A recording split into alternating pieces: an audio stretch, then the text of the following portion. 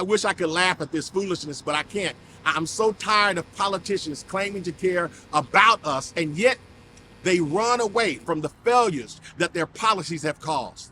Instead, they prefer to sprinkle the magic dust of empty words, hoping to distract us. And sadly, too often, it works.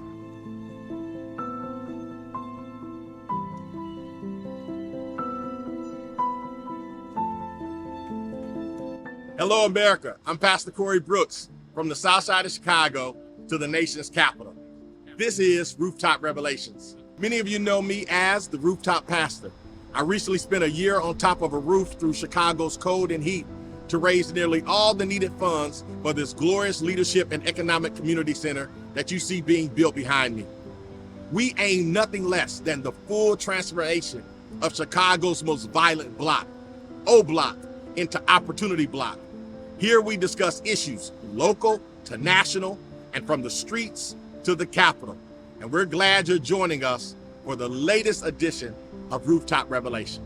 Well, once again, our Illinois politicians believe they have the magic that will cure the crime that riddles our city of Chicago.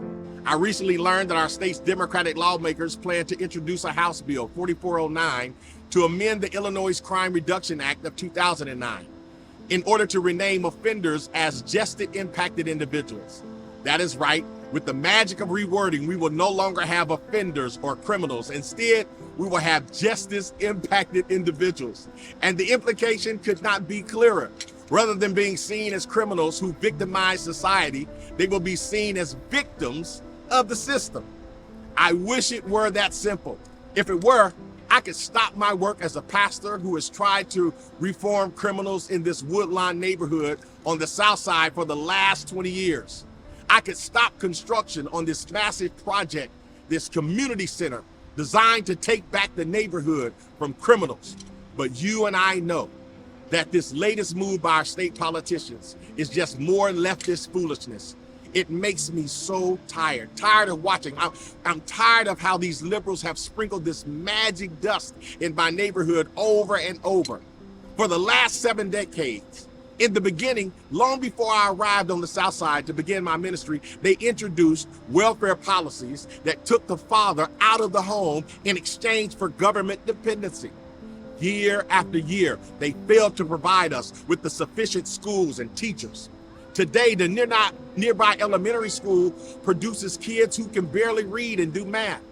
And only several months ago, less than a year ago, Chicago Mayor Brandon Johnson announced that he would magically achieve equity by shutting some of the city's best public schools because it wouldn't be fair to the Black kids in poor performing schools. I wish I could laugh at this foolishness, but I can't. I'm so tired of politicians claiming to care about us, and yet they run away from the failures that their policies have caused. Instead, they prefer to sprinkle the magic dust of empty words, hoping to distract us. And sadly, too often, it works. But what bothers me profoundly about the left is their consistent refusal to see people in my neighborhood as fully human. That is why calling criminals in my neighborhood justice-impacted individuals is just more of not seeing them as fully human. By contrast, I see these fallen men and women for who they are, criminals. We have to focus on the reality of that. It may not be fair that many of them who were born into great poverty and burdened with disadvantages, but that is no excuse to embark upon a criminal path. Every single offender that I've encountered on the streets or in my church broke the law.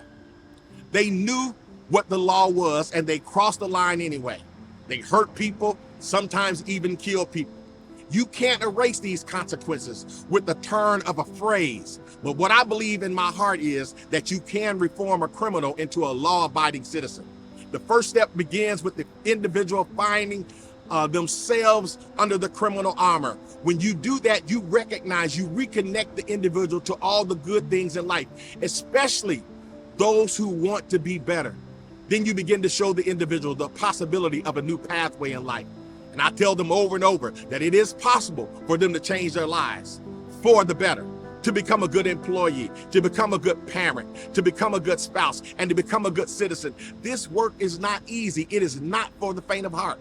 Not everyone succeeds, but I have seen in many, it is a beautiful thing to witness the spread of their wings. No amount of liberal magic can replace the true and human work that desperately needs and desperately is needed in our community. The work can be done. I want to thank you for allowing me back into your lives, and thank you for watching Rooftop Revelations.